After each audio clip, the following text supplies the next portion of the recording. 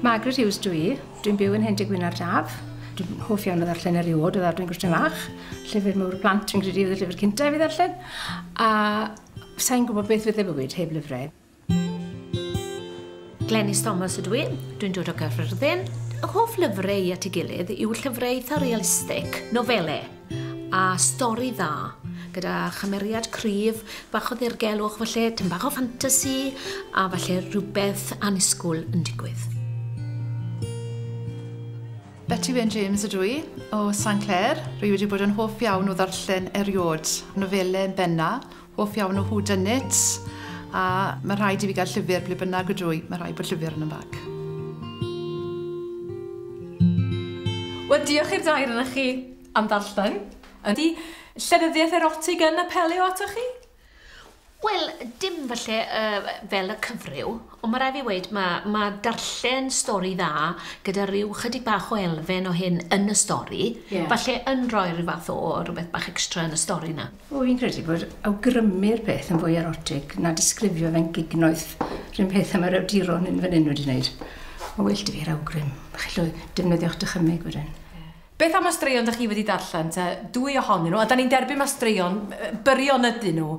Ydy, mae'n anodd o dan yr amgylchiadau yma falle i greu sefyllfa neu greu cymeriadau sy'n cydio yna ni. Ond beth am y gyntaf, gêm o golf gan mwsogl. Symudodd ei fysedd i dyluno'r croen meddalodd i mewn i'w chliniau.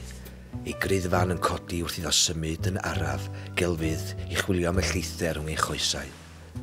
Estynodd hithau chorff iddo, pob cyhyr yn dyn yn ei gymell ati, a chynwr fy ddau yn uno nes ei bod yn siglo'n un. Y ddau gysgod wedi'i clymu yno ar y cynfasa a'r gwely bler. Nes i fwynhau gêm o golf yn eitha da, achos mae dechrau'r... Mae'n adeiladu lan yn dyfa, mae'r dirgelwch yn diddechrau. Pwy oedd y ferch, pwy yw'r rob, pwy yw'r dyn sy'n mynd i'r clwb golf, ac wedyn wrth gwrs bod y ferch yn dod draw i di rob. Mae'n adeiladu lan, a mae'r lygfa mae ydych chi wedyn nhw'n caru wyllt yn y gwely, ac wedyn mae hi'n mynd. Nes i fwynhau'r stori na. Licech chi ddod i nabod y ddoi gymeriad yn well mewn nofel. Gŵr te gwraig, sa chi'n deud sydd wedi sgwennu hon te? Sa'n siŵr. Mae'n siŵr iawn. Mae'n anodd Ydy o'n gwneud gwahaniaeth te? Ydych chi'n meddwl bod merched falle yn gallu sgwennu math yma o ffuglen yn well na dynion? Gallu hwnna bod yn ddyn a gweud y gwir, yn dyfod? Oedd yn cyferbynnu oedd yn trafod y garreg a trafod ei chorff i a bethau fel ni. Gallu bod oedd yn ddyn. A beth am yr ail stori, Chwant Nos Iau ydy'r teitl, a Sgarlad ydy'r ffug enw fan hyn. Yn awr te i fi, y merch sydd wedi sgwennu hwnna'n bendant. Achos y ferch ma sydd yn creu y stori i gyd. Music sy'n arwain hyd at y fan uchaf posib. Yr uchaf fan sy'n uwch nag unrhyw fynydd, ble mae'r byd ei hun yn ffrwydro, a'r ser yn tasgu lawr mewn cawod o oleuni. Yna, o'r diwedd, mae Anna'n dychwelyd, ei choesau'n crynu, ei anadl yn gwrthodd setlo lawr. Dim nes bod y cryndod wedi mynd. A beth yna'n cymryd sbel o bydd.